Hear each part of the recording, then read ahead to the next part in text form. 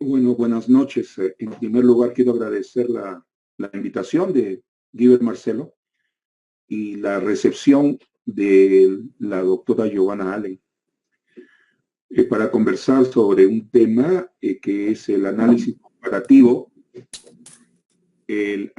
comparativo de las constituciones de 1979 y 1993, únicamente, únicamente en los campos económicos y sociales. Deseo confirmar antes de comenzar propiamente si es que me escuchan bien. Perfecto.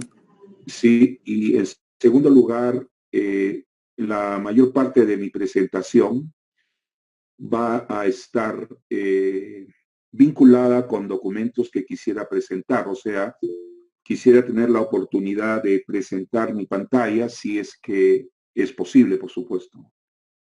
¿Me autorizan a presentar mi pantalla? Por supuesto. Ok, entonces voy a presentar la pantalla.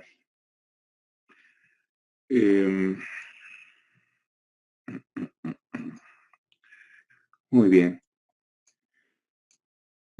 Quisiera que me den una confirmación si ustedes pueden ver este primer slide Todo sobre los tres principales problemas de la economía peruana. efectivamente. Ok. Muy bien. La primera pregunta que ustedes se harán es, ¿qué hace un economista metido en temas constitucionales? Y efectivamente es un poco extraño, ¿no? Pero yo no estoy propiamente inmerso en la discusión constitucional, sino estoy preocupado por los problemas económicos y sociales del Perú y su repercusión sobre una posible nueva constitución y sobre cuál ha sido la relación entre la constitución y los hechos económicos de los últimos 30 años. O sea, yo no soy un constitucionalista, ni un jurista, ni un abogado especialista en constitución. Soy simplemente un economista que tiene ciertas preocupaciones como profesional y que obviamente también tiene cierta ideología, porque todos nosotros, querámoslo o no, tenemos una particular manera de ver el mundo y recordemos pues que la ideología es una especie de anteojos ahumados que nosotros tenemos para ver la realidad. Creo que ustedes seguramente aceptarán de que cada uno de ustedes participa de una ideología y de la misma manera yo participo de una ideología. Pero justamente es por esa razón que antes de comenzar el análisis comparativo de las constituciones, yo quisiera explicarles cuál es mi preocupación, o sea, qué hay en mi cabeza cuando estoy hablando de los capítulos económicos y sociales de las constituciones. Es decir, ¿cuál es mi preocupación? ¿Cuál es mi interés? ¿Qué busco? ¿No? Entonces, con este fin, he tratado de resumir aquí eh, cuáles son mis intereses, ¿no? Cuáles son mis intereses y mis objetivos, ¿no? En primer lugar, como economista, debo recordarles a todos ustedes que los principales problemas macroeconómicos de un país que deben ser resueltos por la política económica son, uno, la desaceleración del crecimiento económico, dos, el control de la inflación, tres, y el problema del desempleo. Las políticas económicas usualmente buscan enfrentar esos tres problemas. Sin embargo, a pesar que el desempleo es el principal problema humano de la economía, y este es un juicio de valor que yo estoy haciendo, yo no sé si ustedes lo compartirán, pero al menos para mí, y quiero ser explícito y claro, que para mí el principal problema humano de la economía es el desempleo. Y desafortunadamente el desempleo es un problema que los gobiernos de los últimos 30 años no han tenido en consideración. O sea, es una variable que no entra en la cuenta del éxito económico. El éxito económico se mide en función de un crecimiento económico acelerado o en función de una inflación controlada. Pero sobre el desempleo y sobre el subempleo, que como digo, es el principal problema humano de la economía, según mi particular forma de ver la economía. Sobre eso la política económica se ha desentendido totalmente, ¿no? Entonces, Esa es la primera cuestión explícita que quisiera hacer. Ahora, en mi modo de ver, en el presente momento, el Perú tiene una serie de dilemas y desafíos. Y desde ya, y digamos, fue el tema de mi tesis de doctorado hace ya 17 años, mi punto aquí es que el problema que tenemos en el Perú es que cuando intentamos hacer algo en alguno de estos 4 campos, probablemente podamos tener éxito, pero vamos a, digamos así, desajustar el sistema económico y político en otros de los 4 campos.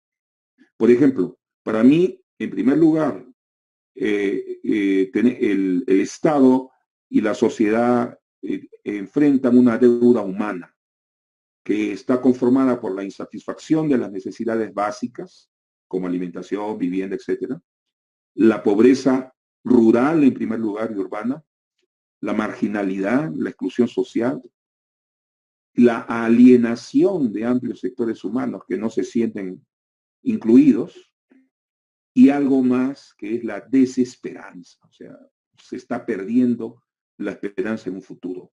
Eso es lo que llamo la deuda humana. Hay también una crisis económica. Hay una crisis económica y miren, aquí hay otro sesgo del expositor. Hay una crisis económica que yo la mido como la presencia permanente del desempleo y subempleo, ingresos muy reducidos, la carestía de la vida, o sea, las cosas son caras en relación al nivel de ingresos, y otros problemas como la renuencia al pago de impuestos por los sectores más ricos del país, la fuga de capitales a paraísos financieros y la transferencia a la comunidad de gastos que deberían ser asumidos por el sector público. Por ejemplo, una limitación en el número de vacantes en las escuelas primarias, secundarias y universitarias hace que las familias tengan que contratar y pagar por la educación para sus hijos. ¿Por qué? Porque el Estado contrae el gasto, obviamente en forma implícita y silenciosa, ¿no? Hay también un conflicto político. El conflicto político se manifiesta en una insuficiente participación de la población en materia de decisiones, es decir, tomas de carreteras, marchas y contramarchas, simplemente implica que nuestros representantes políticos no nos representan, que nosotros no podemos participar en la toma de decisiones realmente, ¿no? Hay una corrupción generalizada en todos los, de las autoridades, en todos los niveles, desde el nivel nacional hasta el nivel local. Y acá debo decir una cosa, corrupción siempre ha existido en el Perú, se ha agudizado, pero corrupción también siempre existe en casi todos los sistemas políticos del mundo. Lo que debería existir es un sistema anticorrupción, que por supuesto no existe ni en la Constitución del 79 ni en la Constitución del 93. Hay una terrible, escasa cultura política y yo me felicito por el trabajo que ustedes hacen de mantener un espacio para gente interesada en los grandes problemas nacionales. Pero sin embargo, nosotros nos enfrentamos a una escasa cultura política, lo que podríamos llamar una lumpenización de las personas que intervienen en política, ¿no? Insultos y contrainsultos, todo se reduce a tú eres comunista o tú eres derechista, etcétera, etcétera. Hay una ostensible manipulación de la población por los medios de comunicación, cosa que tampoco es exclusiva del Perú, porque se da en todo el mundo y en todas las épocas, ¿no? Es decir, ahora ha surgido, se está explicitando este problema, pero el problema está allí y otra vez no tenemos cómo enfrentarlo, no tenemos un sistema de cómo enfrentar esa manipulación de la población. Se violan los derechos humanos y existe una depresiva inestabilidad política que la estamos viviendo en este momento, ¿no? Finalmente, hay una gran inseguridad nacional.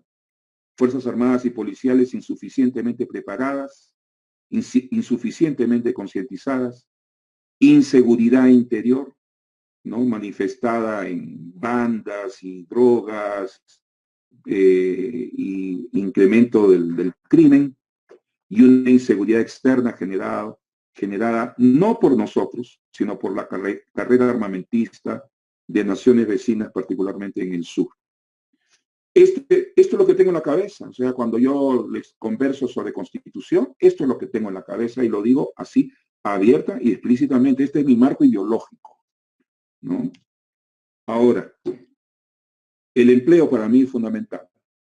Entonces, les informo, esta es la situación del empleo en Lima Metropolitana hace 2 años, en el primer trimestre del año 2018. Miren, las personas que estaban total o parcialmente desocupadas eran el 60% de la población. Estas son cifras oficiales, ¿eh?, del Instituto Nacional de Estadística. Lo único que yo he hecho ha sido tomar las cifras y clasificarlas de otra manera. Por ejemplo, para el Instituto Nacional de Estadística, los subocupados o subempleados son personas empleadas. Para mí, yo las considero personas que están parcialmente desempleadas. O sea, y parcialmente, ¿por qué? Porque esta es gente que al no tener empleo o ingresos suficientes, simplemente está viviendo un problema diario, ¿no? Entonces, miren, 60% de la población de Lima está total o parcialmente desocupada y 40% está ocupada adecuadamente, con un ingreso promedio de las personas que trabajan de $521 al mes, ¿no? Esa era la situación hace 2 años, en el primer trimestre del año 2018. Miren ahora la situación ahora. Esto es tercer trimestre del año 2020. ¿Se acuerdan que las personas total o parcialmente desocupadas eran el 60% de la población? Vean ahora, 79% de la población está total o parcialmente desempleado. ¿Se acuerdan que aproximadamente el 40% estaba adecuadamente empleado en el año 2018?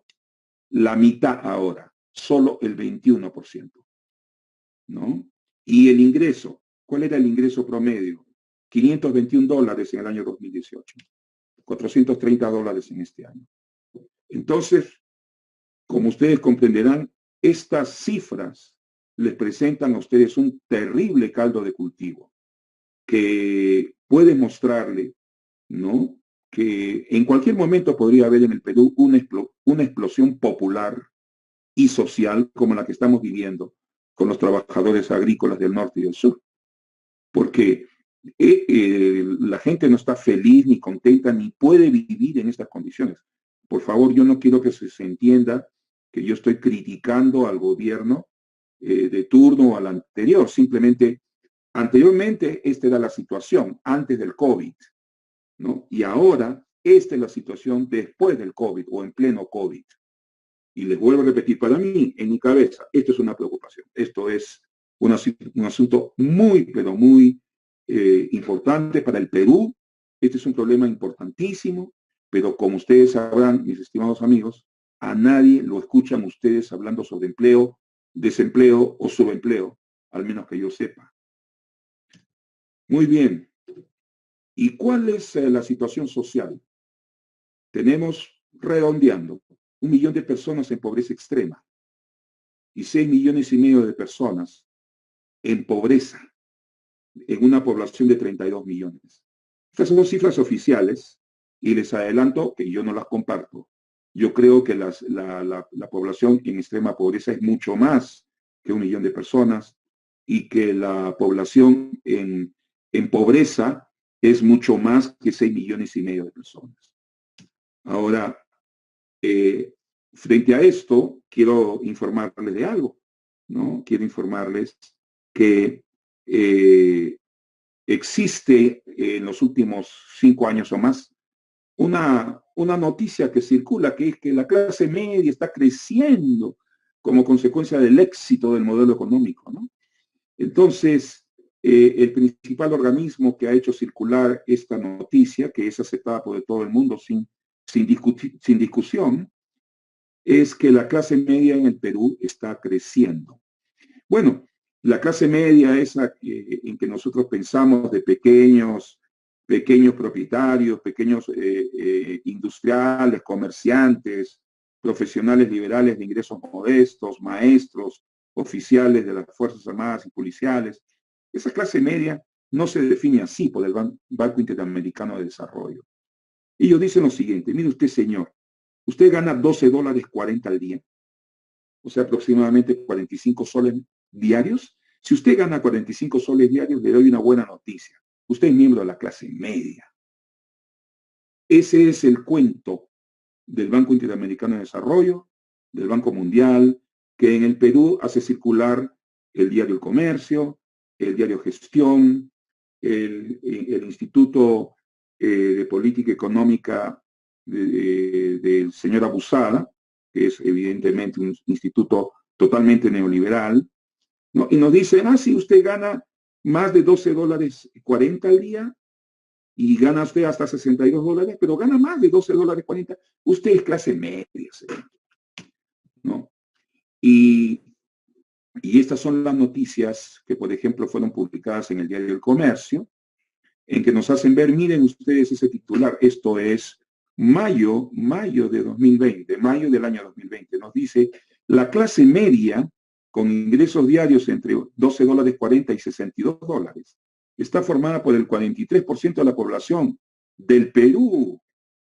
Imagínense, el 43% del Perú es clase media. Piensen ustedes en esa información. Ahora, no olvidemos de otra cosa que tampoco se recuerda mucho, es que Lima es la segunda ciudad más cara para vivir en Sudamérica. Esa es la famosa carecía de la vida. Muy bien, vayamos a las cifras oficiales. Usted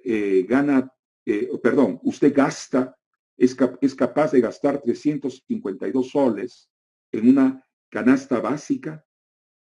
Si usted gana más de 352 soles, perdón, si usted gasta más de 352 soles en una canasta básica, y asumiendo que usted pertenezca a una familia de 4 miembros, en que cada uno de ellos reciba 352, o sea, los 4 trabajan y reciben por lo menos un ingreso suficiente para cada uno de ellos comprar por 352 soles la canasta básica. Eso significa que en un hogar de 4 miembros, el gasto debe ser de 1.408 soles mensuales. Muy bien, si su hogar de 4 personas gasta 1.408 soles en una canasta básica, usted ya no es pobre. Se lo informa el INEI. Bueno, por supuesto, yo no acepto eso.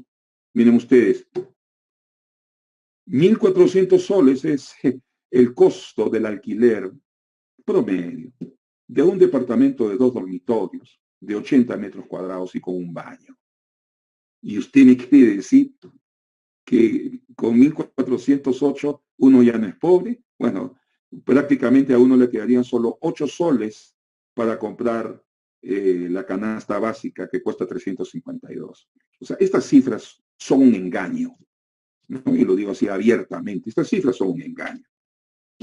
¿Y cómo se prueba? Además, miren ustedes todo esto es información del Instituto Estadístico.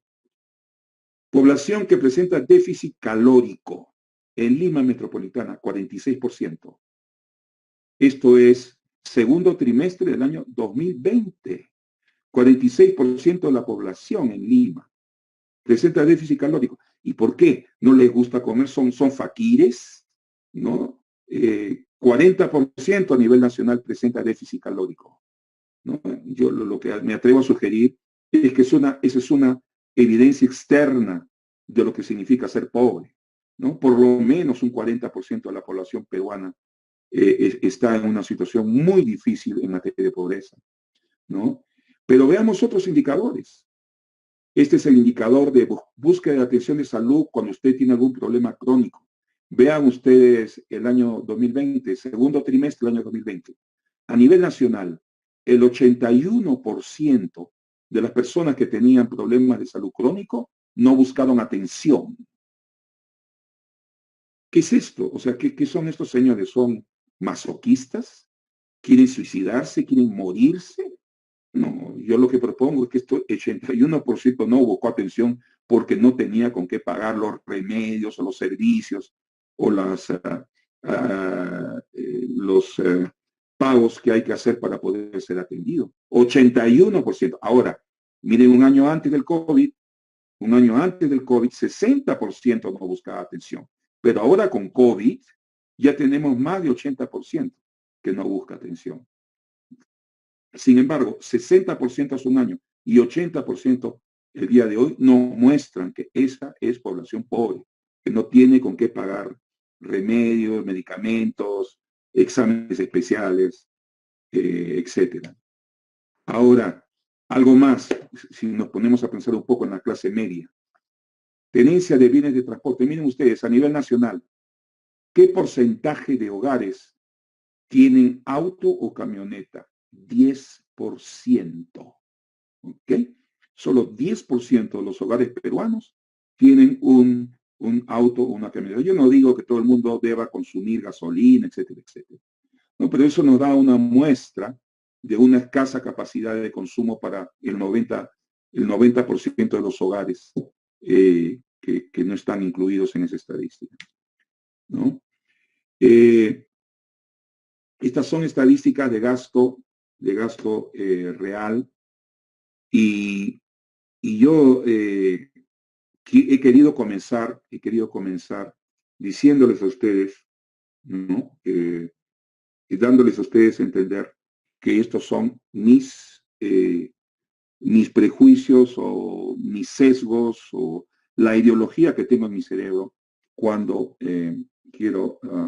cuando conversemos acerca de las diferencias en aspectos sociales y económicos entre la Constitución del 79 y el 83.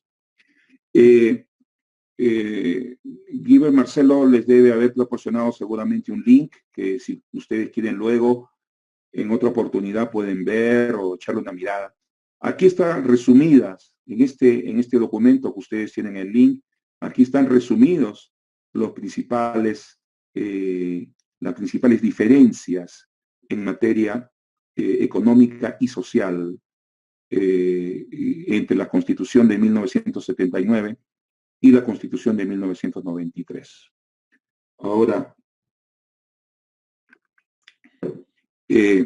evidentemente la primera gran diferencia entre la Constitución del 79 y la del 93 es la concepción del rol económico y social del Estado. La Constitución del 79 se fundamenta en principios de justicia social, ¿no? Y plantea, ¿no?, que las bases del régimen económico son principios de justicia social orientados a la dignificación del trabajo como fuente principal de riqueza y como medio de realización de la persona humana.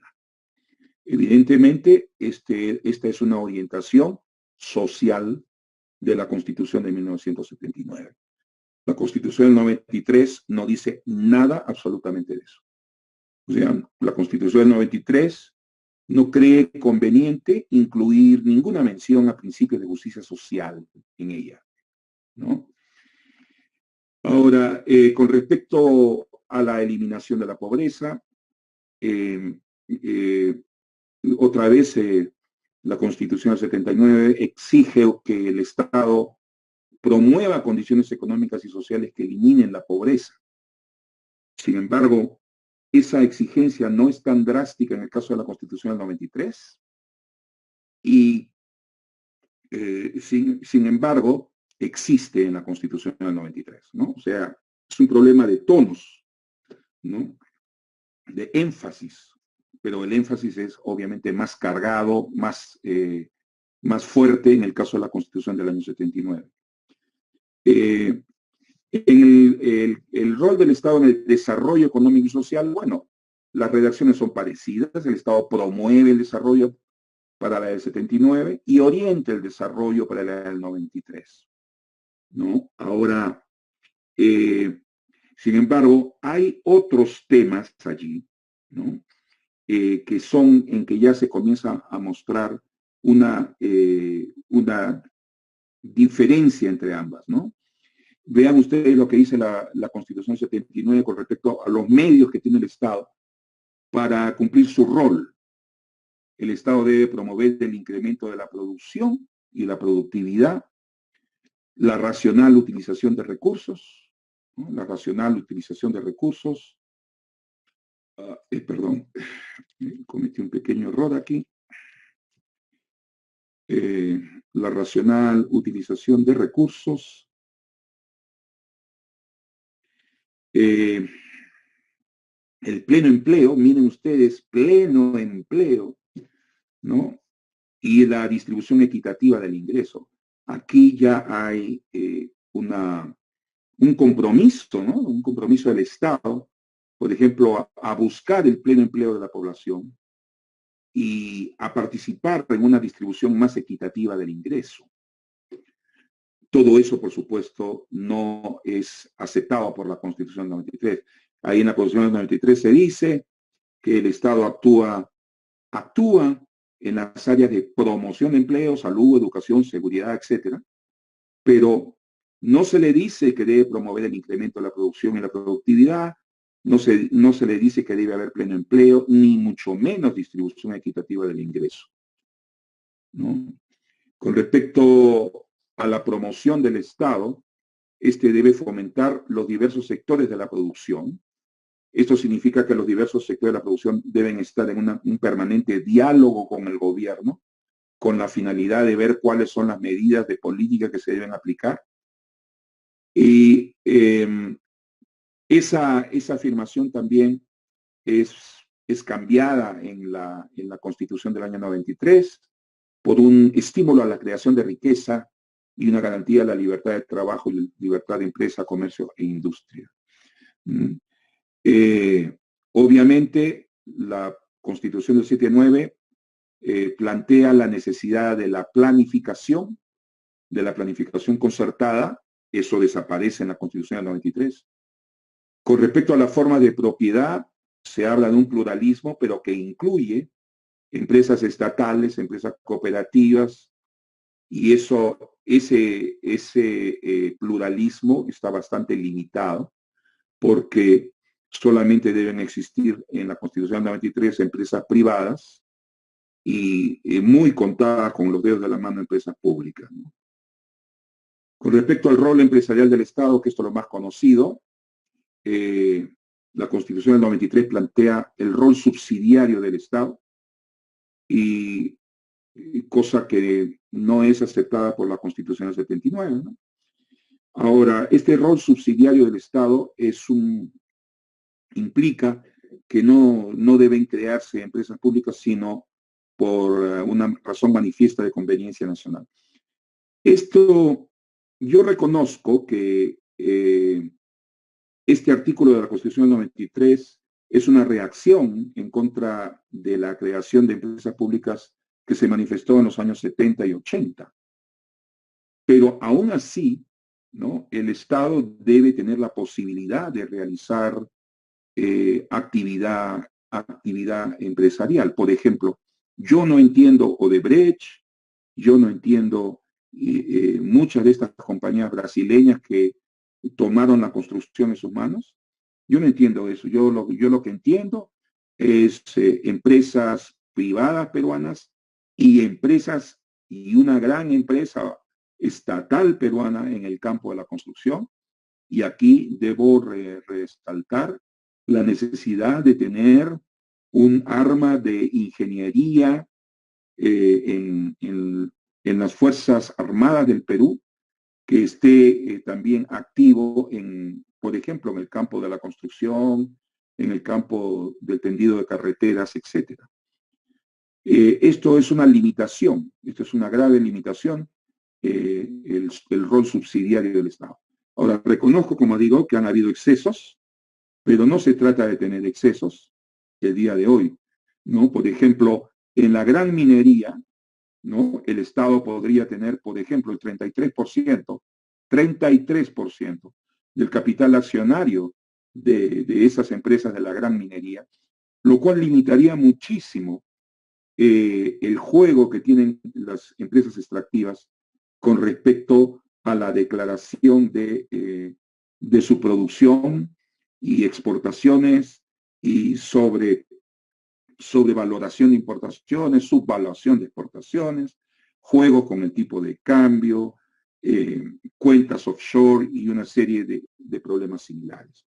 Creo que eso es algo que tiene que desaparecer de la Constitución, ese impedimento que se hace al Estado para poder tener presencia en la actividad empresarial.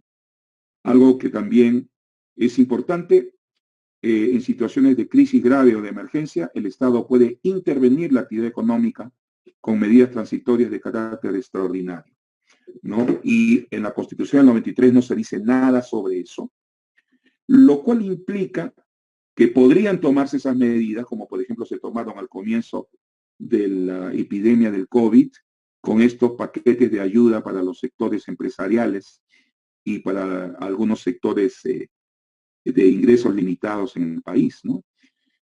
Claro, no se dice explícitamente en la Constitución del 93 que el Estado puede intervenir, pero al menos tampoco hay un impedimento, tampoco hay un freno como existe en el artículo de la subsidiariedad del Estado. La Constitución del 93 reserva ciertas producciones para peruanos o para el Estado, cosa que no es aceptada por la Constitución del 93. En lo que se refiere a la iniciativa privada, es obvio que la Constitución del 93 es mucho más profunda que la Constitución del 79. En materia de comercio exterior, por ejemplo, ya ustedes pueden ver aquí en este artículo claramente la presencia de criterios, ¿no? Por ejemplo, la Constitución del 93 dice el comercio exterior es libre, pero la Constitución del 79 dice es libre, perdón, dentro de las limitaciones que la ley determina por interés social o por desarrollo del país. O sea, ya hay dos condicionamientos en la del 7-9 que no existen en la total libertad de la Constitución del año 93. Entonces, evidentemente la Constitución del año 93 es una constitución básicamente liberal en materia económica, y la Constitución del 79 es una constitución mixta, aunque vuelvo a reconocer por tercera vez que los excesos producidos en el primer gobierno de García entre 1985 y 90 condujeron a esta reacción que es la Constitución del año 93. Bueno, y aquí quisiera yo hacer una mención. Uno de los problemas de la Constitución del año 93 es el freno que pone, por ejemplo, a la participación del Estado en la economía. Ya he dicho, por ejemplo, participar en el capital accionario de las empresas mineras en un 30 o 33%. Eso no es estatismo, ¿no? Eso no es controlismo, pero simplemente es presencia del Estado y ver qué están haciendo con nuestros recursos, qué están haciendo con los mineros, qué están haciendo con los juegos financieros, qué están haciendo con los depósitos en el exterior, ¿no? Entonces, reconozco que hubieron graves excesos en el año 85 al 90, que condujeron a esta reacción del año 93, pero eso no significa que tengamos que seguir con ese bozal o con esa limitación implantada por la Constitución del 93 en lo que se refiere al rol empresarial del Estado, ¿no? En lo que se refiere al Banco Central y al sistema bancario, hay dos o tres cosas que son importantes, ¿no? Y estas son, en primer lugar, que la Constitución del 93 normó taxativamente que el Banco Central no puede conceder financiamiento al erario. Esa restricción no existía en la Constitución del 79, ¿no? Creo que ese es otro freno que puede ser necesario para evitar locuras, pero en casos de emergencia puede ser grave. Vamos a suponer un caso de guerra internacional o un caso de crisis como la actual, de crisis de salud, ¿no? el gobierno inicialmente ha emitido bonos por 4.000 millones de dólares. Pero el problema del Perú no es 4.000 millones de dólares. El problema hasta hace algunos meses era 20.000 millones de dólares. Y ahora la reactivación del aparato productivo va a significar algo más todavía. Entonces, algo de eso será endeudamiento, algo de eso será inversión privada y algo de eso también podría ser apoyo del Banco Central en estos momentos, ¿no? En segundo lugar, la Constitución del 79 planteó un rol social para el sistema bancario, que incluía apoyar a las diversas regiones, a los diversos sectores. La Constitución del 93 no dice nada al respecto, ¿no? Y esas son las principales diferencias, ¿no? En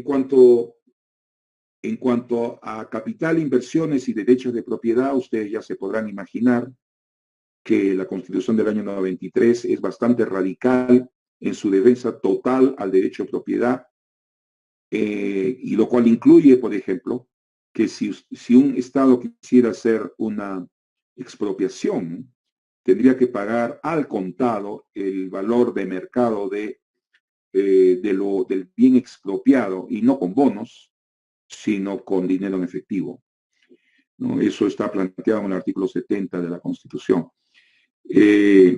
O sea, hay una práctica imposibilidad de efectuar una expropiación. Con respecto a las condiciones para la inversión nacional y extranjera, ellas se someten a las mismas condiciones. En la Constitución del 93, en la Constitución del 79 se daba preferencia a lo peruano, ¿no? Y con respecto a la propiedad de extranjeros, dentro de los 50 kilómetros de fronteras, la limitación existe en ambas, pero las excepciones solamente se pueden dar por ley, en el caso de la del 79, o por un decreto supremo, en el caso de la del 93, que es algo mucho más simple porque es aprobado por el Consejo de Ministros, ¿no? Con respecto al tratamiento diferenciado de las empresas privadas y públicas, sí hay en la del 79 y no se permite en la Constitución del año 93, ¿no? Como pueden ustedes ver, se tratan de constituciones que tienen bastante claras sus orientaciones. La Constitución del 93 es liberal, ¿no? La Constitución del 79 es una constitución mixta, en el sentido que es liberal, pero que también permite la acción del Estado, ¿no? Con respecto a, hay otros temas que están vinculados en esta parte, pero vamos en sacrificio del tiempo, que ya creo que me estoy pasando. Con respecto a las condiciones sociales, este es uno de los campos más claros en los cuales la Constitución del 93 da un paso atrás y la Constitución del 79 da 3 pasos adelante. Entonces es bastante marcado la diferencia. Les había sugerido que ustedes vean los vídeos de Aya de la Torre cuando fue a inaugurar la Asamblea Constituyente, y prácticamente, se lo voy a decir con toda claridad, prácticamente Aya de la Torre entendía la Constitución como un plan de gobierno. O sea que muchos de los derechos planteados en la Constitución del 79, en el año 1979, eran irrealizables o estaban a un 10% o a un 5% de realización. Ahí la Torre entendía que lo señalado en la Constitución del 79 era como un derrotero, era como una guía para la acción, y él lo dijo claramente: la Constitución del 79 será la primera constitución del siglo XXI. Desafortunadamente no fue así, en mi opinión, pero entiendan ustedes la lógica de Aya, ¿no? Él veía en estos derechos que vamos a examinar ahora, él veía una posición constructiva como una guía para los gobiernos a partir del año 1979, ¿no? Vamos a ver cuáles son las principales cuáles son las principales diferencias entre estas constituciones, ¿no? En primer lugar, se eliminan en la Constitución del año 93 derechos que fueron consagrados en la del 79. Por ejemplo, en la Constitución del 79, ustedes van a ver, se reconoce el derecho a alcanzar un nivel de vida adecuado, el derecho de las personas. Se recortaron también derechos constitucionales, por ejemplo, el derecho a la educación gratuita en el nivel superior solo es válido con condicionamientos. Y en tercer lugar, se produce una reducción encubierta de los derechos constitucionales, ¿no? Por ejemplo, en la Constitución 79, a pesar que no se cumplió, y como les digo, me parece un derrotero, un camino que se debió haber seguido. 20% de los ingresos ordinarios del gobierno deberían dedicarse a la educación, pero esa reducción aparece clara en la Constitución del año 93, porque allí no se incluye ese factor del 20% dedicado a la educación. Entonces aquí ustedes pueden ver claramente las diferencias, ¿no? En la Constitución del 79, los peruanos tienen derecho a alcanzar un nivel de vida adecuado, silencio en el 93. El Estado debe atender preferentemente la provisión de las necesidades básicas de la persona y de la familia. Desaparece eso en la del año 93. Todos los peruanos tienen derecho a la protección integral de la salud. En la del 93 tienen derecho, pero no a la protección integral, solamente a la protección de la salud, ¿no? El Estado facilita a todos los peruanos el acceso igualitario, más o menos la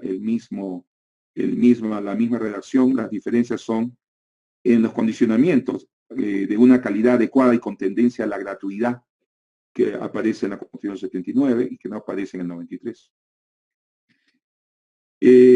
Aparece, por ejemplo, miren ustedes, el derecho a una vivienda decorosa. Las familias peruanas tienen derecho a una vivienda decorosa. Artículo 10 de la Constitución 79.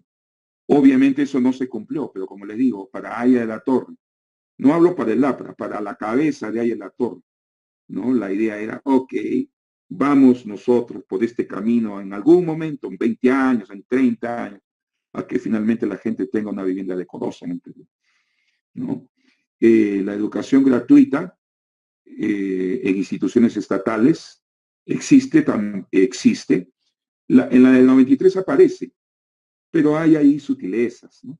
Por ejemplo, hay educación gratuita en las instituciones estatales, pero ¿qué hay acerca de las vacantes ofrecidas, ¿no? Entonces, como no hay vacantes, usted tiene que ir y pagar su educación primaria o su educación secundaria o su educación universitaria o técnica. Esas son las sutilezas que se hacen en la Constitución del año 93. Haya de la Torre era un partidario, ¿no?, total de la educación gratuita de calidad. Hay también otras prescripciones. Aquí está la del financiamiento de la educación. No menos del 20% de los ingresos ordinarios del presupuesto del gobierno central debe asignarse a la educación. Vean, eso desaparece en el 93. La educación tiene prioridad en la asignación de los ingresos ordinarios. Tiene prioridad, o sea que si los otros gastan 4 o 5%, la prioridad seguramente será 6%. Estas son las principales diferencias en materia de condiciones sociales, y finalmente las principales diferencias también se pueden observar en materia de condiciones laborales, ¿no? Y aquí lo pueden ustedes ver. En la Constitución del 79 hay una declaración de reconocer al trabajo como fuente principal de la riqueza. Prácticamente todo esto no existe en la Constitución del 93. Hay un reconocimiento al derecho de estabilidad en el trabajo, no aparece en la del 93. Se habla de un seguro de desempleo en el artículo 13. Reconozco que no se hizo nada desde el año 80 hasta el año 1993 en materia de creación del seguro de desempleo. Pero eso es porque aquellos que estábamos en el gobierno nos olvidamos que este era el plan de gobierno de Haya de la Torre, ¿no? El plan de gobierno era su utopía social, ¿no? Crear en algún momento seguro de desempleo. Y esto no es comunismo, ni es socialismo, esto es, el seguro de desempleo funciona excelentemente en países como Estados Unidos y debe funcionar en el Perú, que existe en Chile porque no va a poder funcionar en el Perú. La Constitución del 79 acepta la participación en la gestión, participación en la propiedad, cosa que no existe en la 93. Se habla de una igualdad de remuneración para hombres y mujeres, no existe en el 93. Se habla de un sistema de asignaciones familiares para los trabajadores con familias numerosas, no existe en el 93. Se habla de, como un derecho constitucional, se habla de una remuneración extraordinaria para los trabajos realizados fuera de la jornada diaria. Eso no aparece en la Constitución del año 93, ¿no? Entonces, voy a mover un poquito esto. El trabajo, perdón, trabajo realizado fuera de la jornada diaria debe remunerarse de manera extraordinaria, dice la Constitución. La Constitución del 93 no dice absolutamente nada sobre eso. La compensación por tiempo de servicio sí aparece en el 79. En el 93 no aparece, aunque después se dio una ley de compensación de tiempo de servicio que algo ha sido así con una disposición constitucional. En el caso de los turnos laborales,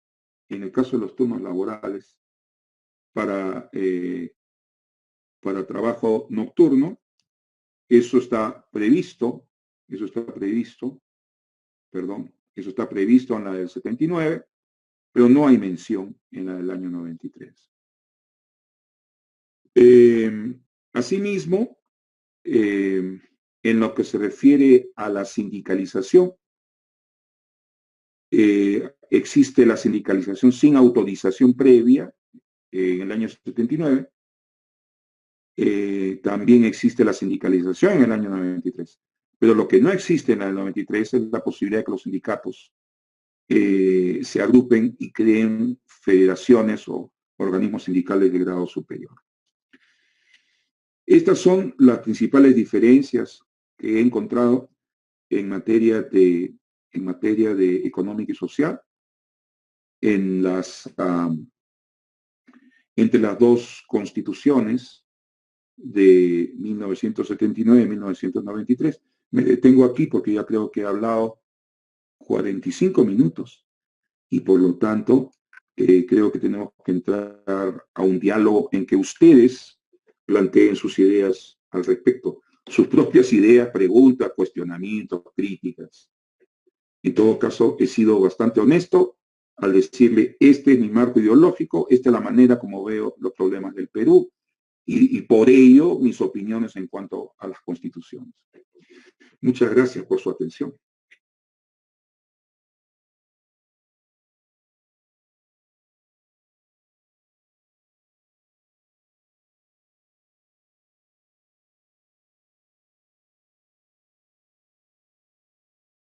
Muy bien, la impresión personal que tengo es que la Constitución del 93 fue aprobada con la finalidad de viabilizar el camino legal de la privatización del aparato productivo y el aparato productivo de propiedad del Estado.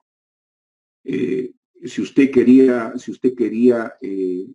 privatizar en el marco de la Constitución del 79, obviamente lo podía hacer, pero esto iba a tener una defensa en el Congreso y una defensa también de ciertos economistas y de ciertos medios.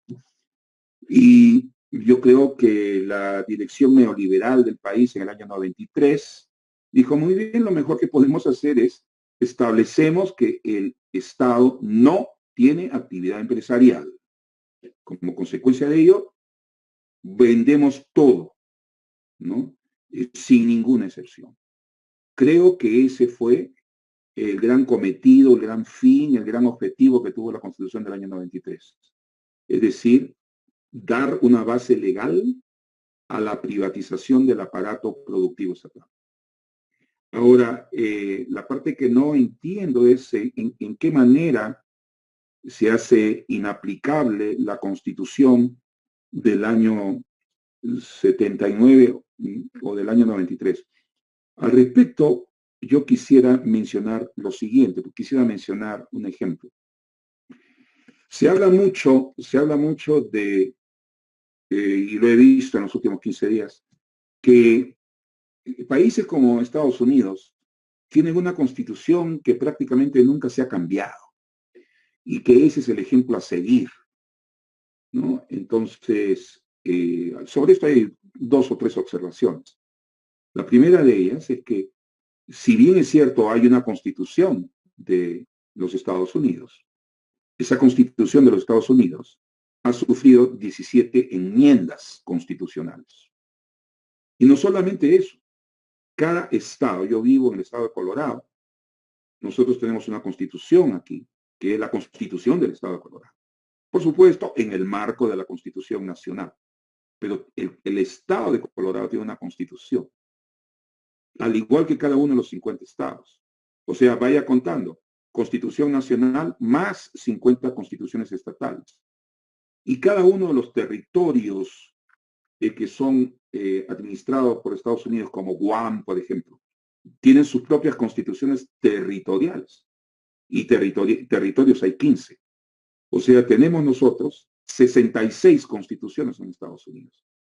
Pero esa es la observación número 1. La observación número 2 es que la Constitución de Estados Unidos no es como la Constitución del año 93, que va a decir, por ejemplo, queda terminantemente prohibida la actividad empresarial del Estado o la intervención del Estado en la economía.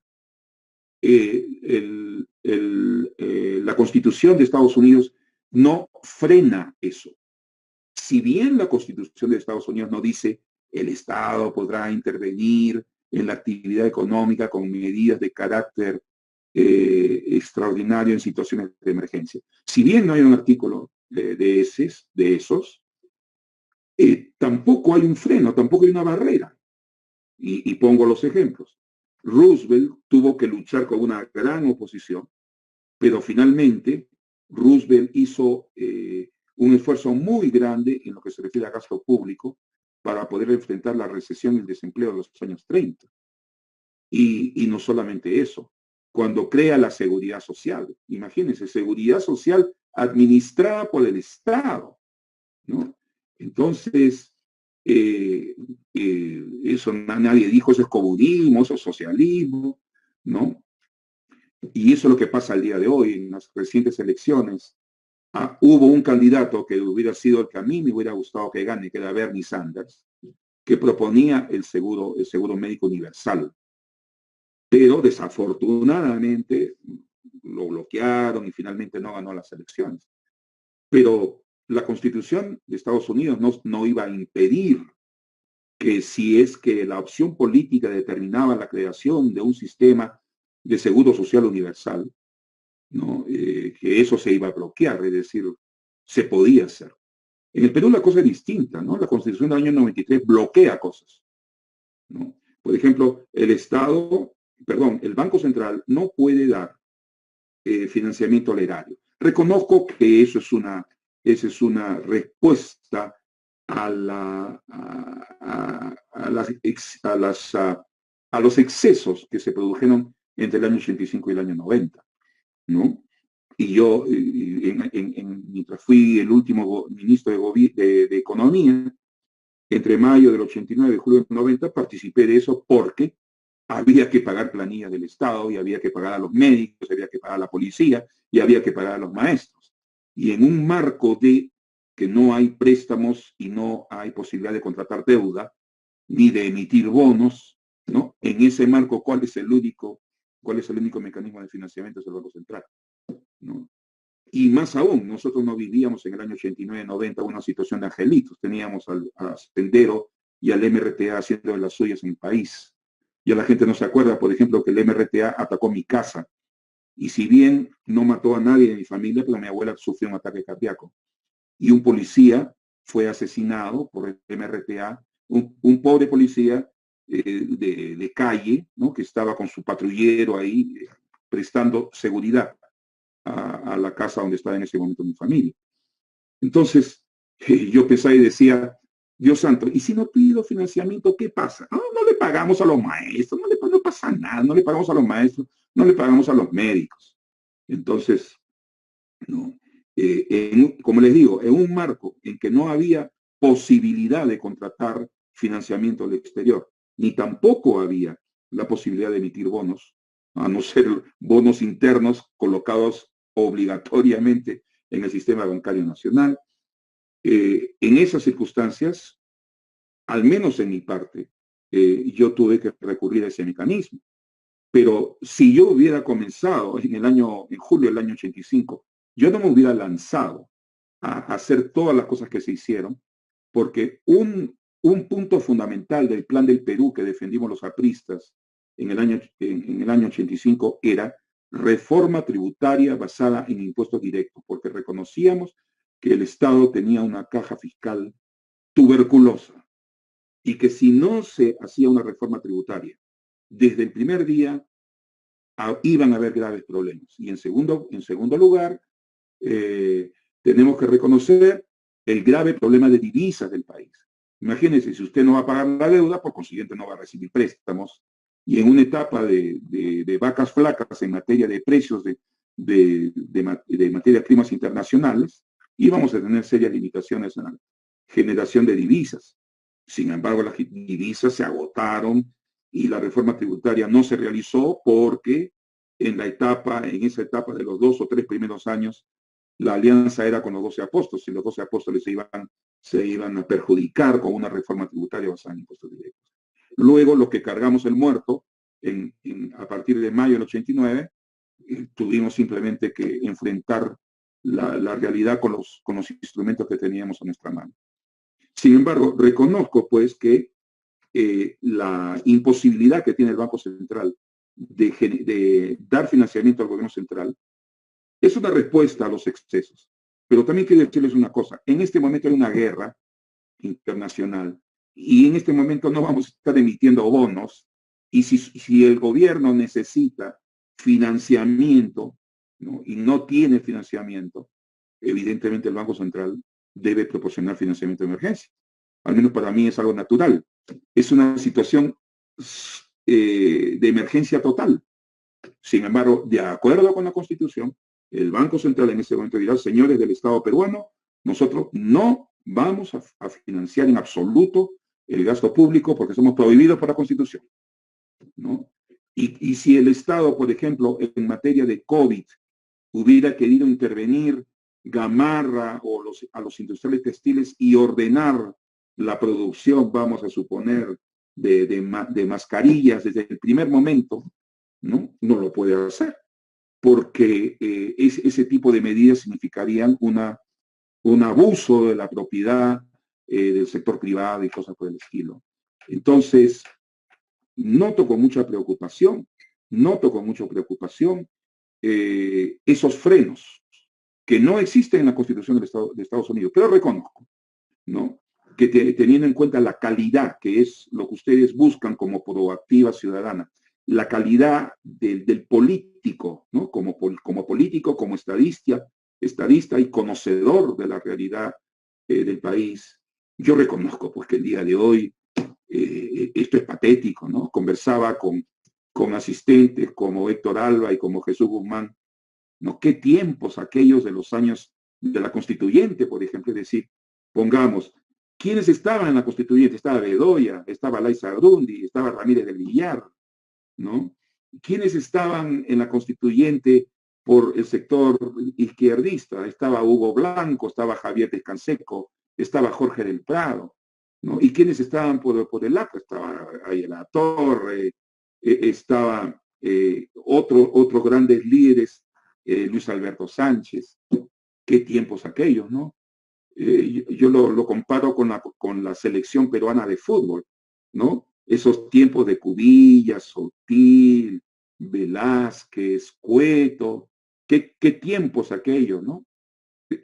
Al igual que en la política, que pude ver a esos grandes de la política peruana, también pude ver a esos grandes del fútbol peruano. Y cuando hoy vemos la realidad política y futbolística, vemos que estamos en una etapa de vaca flaca, ¿no? Porque imagínense, nosotros aquí, ciudadanos individuales, estamos discutiendo problemas importantísimos para el Perú, ¿no? Y en la calle lo que se está discutiendo es si tú eres rábano o rojo, o comunista, o terrorista, o vizcarrista, o estás en contra o a favor de Sagasti. Es decir, no estamos, la clase política, la clase dirigente peruana, no está pues a la altura de los problemas que tiene nuestro país, ¿no? Y como ustedes muy bien dicen, y al menos lo dice Guiber Marcelo, que se están preparando para el 2026, sí, lógico, ¿no? Porque esto no se prepara en 1 o 2 meses, esto se prepara pues a lo largo de años, ¿no? De confluencia, de profesionales, de gente honesta, decente e interesada en el caso peruano. Eso es lo que puedo decir con respecto a esta pregunta, discúlpenme la extensión.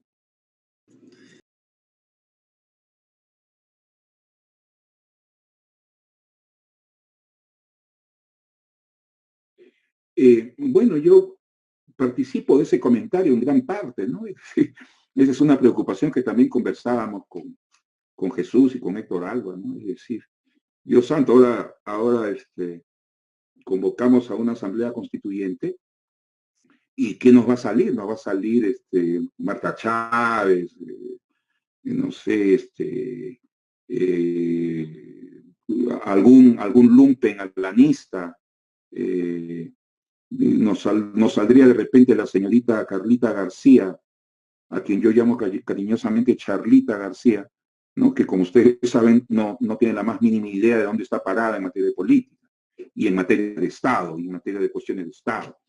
Me imagino, por ejemplo, la señorita Charlita García, ¿no? En un cuarto de decisiones respecto a un enfrentamiento fronterizo, ¿no? En la frontera con Ecuador o en la frontera con Chile. Ya me imagino eso. O sea, yo participo totalmente de la observación que hace en el sentido de que la calidad de los políticos es bajísima, ¿no? Casi nula, ¿no? Aquí no hay estadistas. Y los propios cabecillas políticos se han preocupado en que no haya formación de cuadros y formación de líderes. En este caso pongo el ejemplo directo de Alan García. Alan García se preocupó a lo largo de toda su vida, tanto a nivel nacional como a nivel partidario, de que no hubieran números 2, ni números 3, ni números 4, ni números 5, ni números 6, ni números 7, ni números 50, ni números 60, ¿no? Lo que él quería era simplemente lo que hay ahora en lo que se llama el partido alanista, que es lumpen, ¿no? O sea, por ejemplo, si un alanista estuviera el día de hoy en esta reunión, ya se imaginarán la cantidad de groserías y adjetivos que me va a endilgar. Porque en un partido al cual le han quitado programas, le han quitado ideales, le han quitado valores, le han quitado principios, ¿qué es lo único que queda?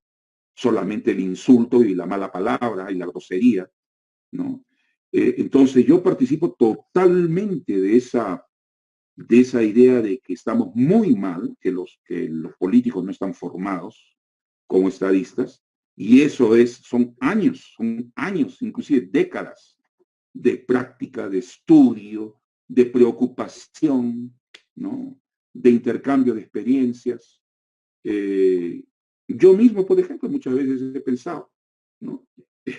y hablo de la ministra, de la ex ministra Tony Alban, cuando veía a esta chica, ¿no? Cuando veía a esta chica al comienzo de la pandemia, decía, pobre mujer, Dios santo, pobre mujer, lo que tiene que enfrentar, ¿no? Yo me acordaba de mi propia experiencia y decía, agradezco no estar ahí, ¿no? Porque qué tal responsabilidad enfrentarse a algo desconocido, ¿no? Ahora, que haya tenido errores, que le haya entrado dinero a los agentes económicos incorrectos, eso es otra cosa. Pero enfrentar a una persona tan joven una situación como la que vivió el Perú en el primer semestre de 2020 es algo realmente muy preocupante, ¿no? Entonces, justamente por ese temor a qué es lo que vamos a elegir, ¿no? Es que nosotros planteamos la restitución de la Constitución del año 1979. Y planteando la restitución de la Constitución del año 79, creemos en la necesidad de un compromiso de los políticos en el sentido de no entrar en excesos y observar a lo largo de un año, ¿no? De puesta en vigencia de la Constitución, de nueva vigencia de la Constitución del 79, ¿no? De un año o de 2 años. Sí, bueno, esta Constitución está funcionando, pero tiene este pequeño problema, tiene este problema mediano, tiene este problema grande, en esta área, en esta otra área. ¿Qué hacemos? ¿Nos vamos a una asamblea constituyente a 2 años después? ¿O nos vamos a un congreso que haga reformas constitucionales sobre la Constitución del 79?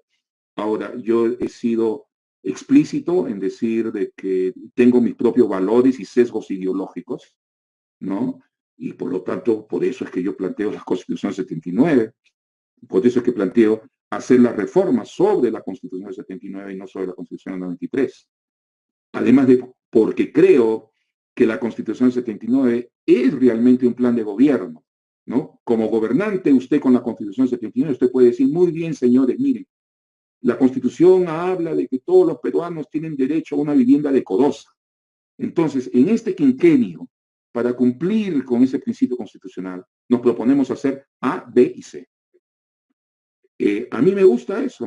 Veo la Constitución como un camino a seguir y lo veo, ¿no? Y creo que esa fue la forma como Haya concibió la Constitución del 90. Así la vio. Esta es la Constitución para el siglo XXI. Esto es un plan de gobierno, ¿no? Ojalá que todos participen, porque que todos los peruanos tengan una vivienda decorosa. Eso no es un principio comunista, ni socialista, ni fujimorista, ni alanista, ni nada por el estilo. Es decir, es un principio humanista que debía ser aceptado por todo el mundo, ¿no?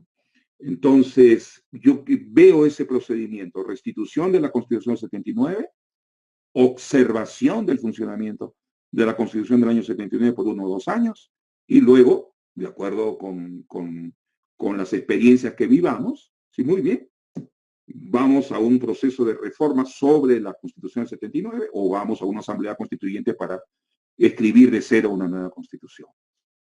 Creo que esto es lo que puedo decir con respecto a este comentario del señor Mario González.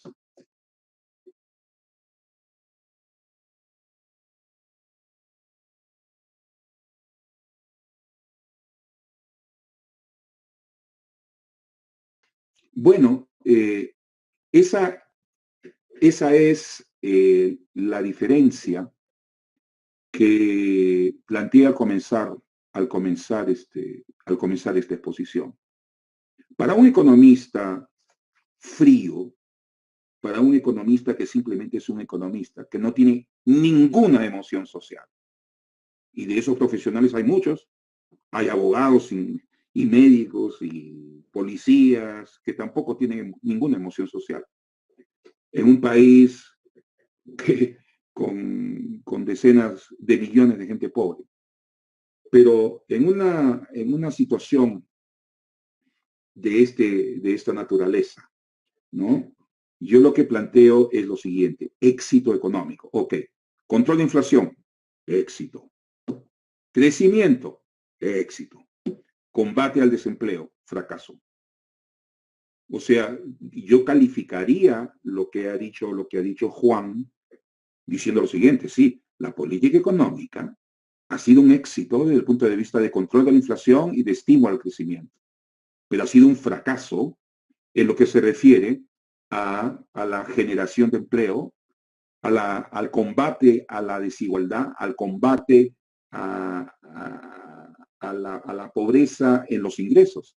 Es decir, estos son 30 años, ¿eh? Son 30 años de neoliberalismo y la mayor parte del Perú tiene sueldos de hambre o salarios de hambre, ¿no? Hay veces cuando veo que noticias de que los hospitales no tienen ciertos insumos, me acuerdo del año 89. Okay, claro, me acuerdo del año 89, que esta era la situación que enfrentábamos. Y 30 años después de éxitos económicos y de 72.000 millones de dólares en reservas, tenemos esta situación, ¿no? Entonces, Éxito económico, sí, en materia de inflación y en materia de crecimiento. Fracaso en materia de generación de empleo. Yo lo que pediría es que se incluya esa variable. Ahora, como ustedes comprenden, en la Constitución del 93 no hay nada que constriña o que exija esa contemplación al empleo. Entonces, yo me pregunto, ¿no va a venir, por ejemplo, el McDonald's al Perú porque se pague un poco mejor a sus trabajadores? Y bueno, si no viene McDonald's, bueno, vendrá Burger King, pues, ¿no? O vendrá Chili's o vendrá algún otro. Para los apristas, nosotros tenemos una frase que siempre nos repetía Aya, ¿no? Se tiene que negociar con el imperialismo y por lo tanto se tiene que negociar con el capital interno también. Sí, se tiene que negociar. La cuestión es cómo negociar, ¿no? Eso es algo muy claro para los apristas. Entonces, que existe una relación entre la Constitución, bueno, parte de esos 72.000 millones de dólares en reservas proviene de la venta de las empresas públicas, ¿no? que fue convertida en miles de millones de dólares. Y eh, parte también ha sido a partir de ciertos beneficios de los que han gozado los empresarios, como contratos de estabilidad tributaria a un nivel de impuestos muy bajo, ¿no? O permitir una serie de liberalidades a grandes empresarios que están vinculados al sector extractivo. Aquí no estamos hablando de Microsoft, no estamos hablando de Facebook. Esas no son las inversiones que vienen al Perú. Al Perú lo que viene, la inversión que hay es la inversión minera, la inversión petrolera, ¿no? Y ahora la inversión en materia agrícola. Entonces hay que reconocer que este tipo de inversión necesita el recurso no renovable, en primer lugar, y necesita también la mano de obra que muchas veces es pagada con miserias, ¿no? Por ejemplo, yo no entiendo, nunca entendí, muchos apristas tampoco entendieron cómo persistieron estas empresas de los servicios, ¿no? Pero ahí está la empresa de los servicios, y el día de hoy tenemos esa empresa de los servicios quitándoles parte de su remuneración que va a las ganancias de esas empresas, a trabajadores que están pues, en el último nivel de ingresos. Entonces creo, y al menos pienso que hay éxito en dos sectores, pero también hay fracasos en el sector de empleo y en el sector de mejores remuneraciones. Y implica también ciertas cosas como el seguro de desempleo, ¿no? Que tienen que ser considerados. Mucho se habla de que no debe haber y que no hay estabilidad laboral. Aquí en Estados Unidos no hay estabilidad laboral, pero hay seguro de desempleo, que no es perfecto porque no apoya a todo el mundo, hay muchos que no están incluidos, pero en el Perú es algo que sería necesario. Y por supuesto, no estoy hablando de un seguro de desempleo al estilo Kuczynski, que planteaba desaparecer la compensación de tiempos servicios y cambiarla por el seguro de desempleo, ¿no? Lo que planteo es que el seguro de desempleo que estaba en la Constitución del 79 comience a ser implementado con la participación de los grandes empresarios, ¿no? Y de los medianos empresarios. Eso es lo que puedo decir con respecto a Juan, es decir, de acuerdo con él en crecimiento e inflación, pero en desacuerdo implícito con el problema del desempleo y de las magras remuneraciones que se reciben en el Perú.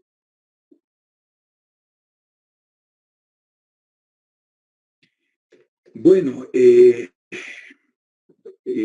aquí tenemos el asunto de la propuesta del seguro de desempleo, que como les digo, es el artículo 13 de la Constitución del año 79, ¿no? O sea, esto no es Kuczynski, mucho menos esto es Vázquez, esto es la Constitución del 79. Ese plan de gobierno para el siglo XXI, del cual hablaba ahí el autor, ¿no? Pero, claro, esa idea es buena, pero ahora la pregunta es cómo implementarla. Es decir, ahí necesitamos capacidad técnica, calificación, ¿no? Y obviamente la Superintendencia de Banca y Seguros es un organismo que está controlado por intereses que son justamente los que tendrían que ser controlados por la Superintendencia de Banca y Seguros, ¿no? Ahí está el grave problema, pues, del político, del estadista, ¿no? De las clases dominantes y de las clases gobernantes. Y esa es la gran diferencia que nosotros tenemos con Chile, ¿no?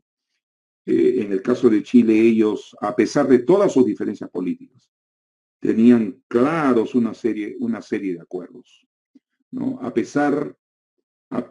De que habían radicales y liberales y de otras vertientes políticas, ¿no? Todos estaban de acuerdo que Tarapacá tenía que ser para Chile, porque ese era el recurso que había que capturar. Y podría ser de derecha o de izquierda, de centro, pero todo el mundo estaba de acuerdo en ello. Y además de eso, había una mucho mayor honradez que la existente entre los políticos peruanos, desafortunadamente. Desafortunadamente. Entonces, lo que dice Wilson Roa y lo que dices tú respecto a una superintendencia de Banca y Seguros es otra vez lo que podría estar sucediendo en el directorio del Banco Central de Reserva, ¿no? Es decir, qué intereses económicos están y sociales están en el directorio del Banco Central de Reserva y qué intereses están en el Tribunal Constitucional, ¿no? En todo orden de cosas, esto involucra un acuerdo, pero de políticos, pues, de políticos de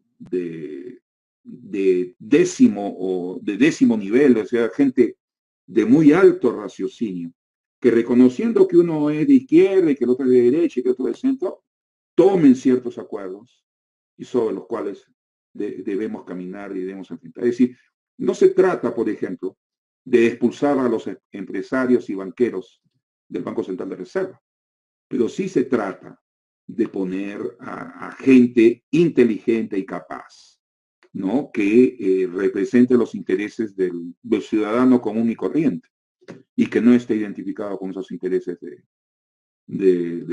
los grandes banqueros, ¿no? Lo mismo pasa con la Contraloría. La Contraloría. Es decir, me pregunto si no deberíamos cambiar de nombre a la Contraloría, ¿no? Porque desafortunadamente en las grandes estafas la Contraloría no ha tenido mayor papel, ¿no? Pero yo me imagino qué pasaría si la Contraloría tuviera gente en su dirección como Juan Pari, por ejemplo, o como Sergio Tejada. Me imagino un mundo totalmente distinto, ¿no? Entonces, los principales organismos del Estado no tienen que ser objeto de captura por parte del grupo político que se ha apoderado del Estado en estas elecciones, ¿no? Y deben haber grandes líderes, ¿no? Que se sienten en una mesa y dicen, muy bien, ¿qué vamos a pensar por el Perú? Es decir, ¿cómo vamos a afrontar esto? No podemos seguir, ¿no? En este tipo de Vizcarra es corrupto, es una rata, y que Sagasti está casado con mujer chilena y que las hijas son chilenas. ¿No? Son tonterías, ¿no? El Perú está por otro lado y tiene problemas muchísimo más serios que las tonterías que se están discutiendo en este momento. Pero la pregunta es, ¿tenemos esos políticos? Quizás en el año 80 sí los teníamos, ¿no? Quizás en el año 80 si se sentaran Barrantes, Villanueva, Townsend, Bedoya, Javier Descanseco, se podrían poner de acuerdo y luego, obviamente, cada uno de ellos está respondiendo a ciertos intereses. Y el ganador sería el caso, el Perú, me parece. Es lo que puedo decir con respecto a la pregunta de Wilson Roa o el comentario de Wilson Roa.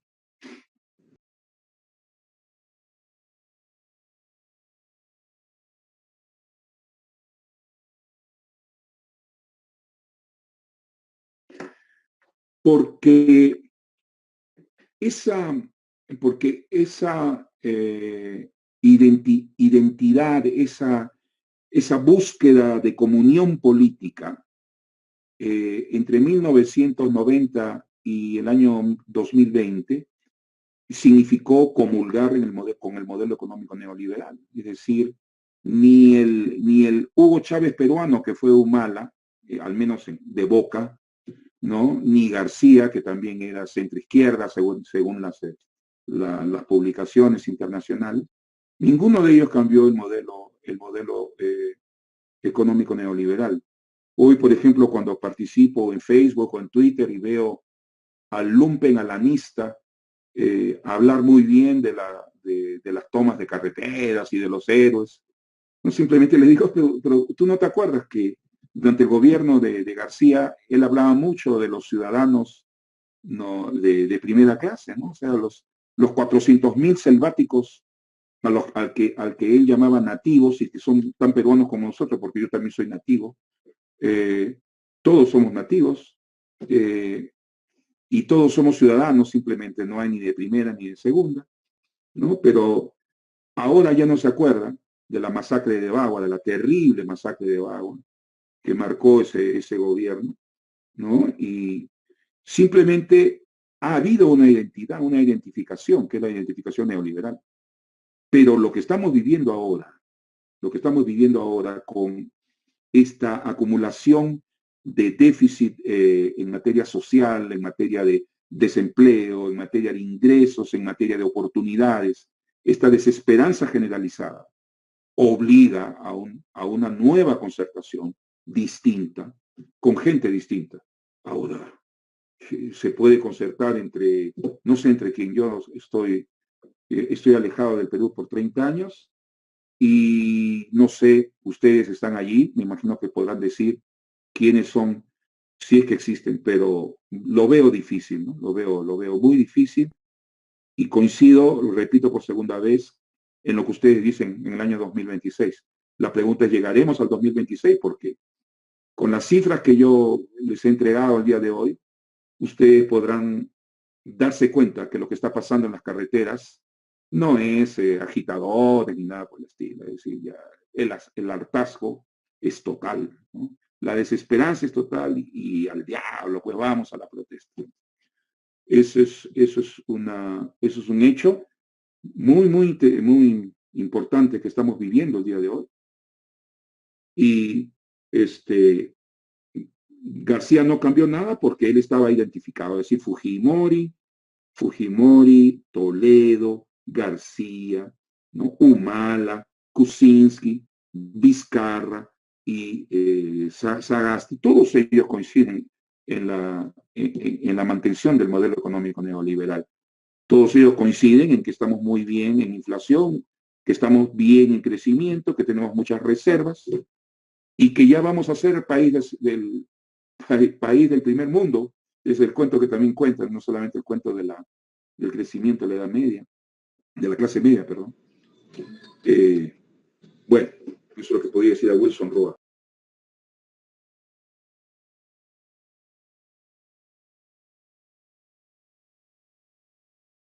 Yo lo que pienso es que todos los candidatos son gente sin mayor preparación.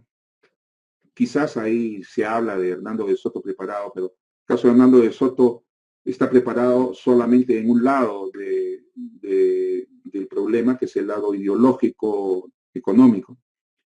Pero yo personalmente soy muy pesimista cuando veo eso. Soy pesimista de quienes están presentándose a las candidaturas presidenciales, ¿no?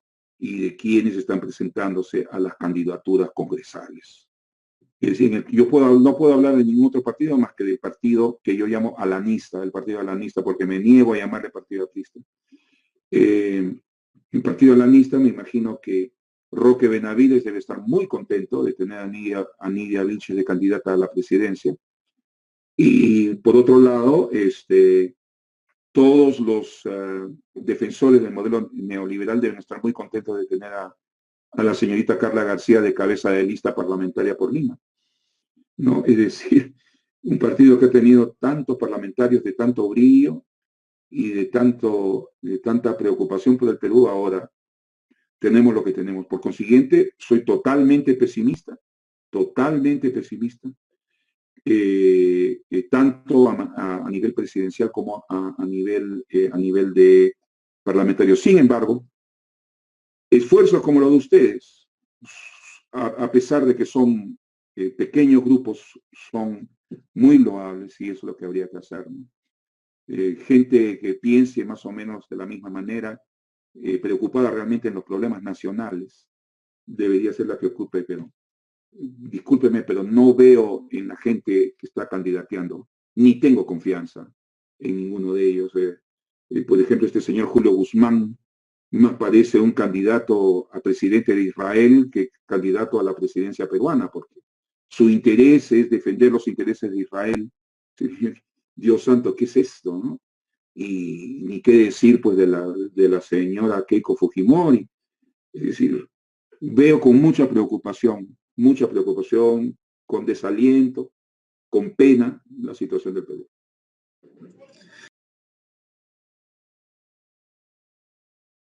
Bueno, les agradezco nuevamente su amabilidad de haberme invitado. Muchas gracias.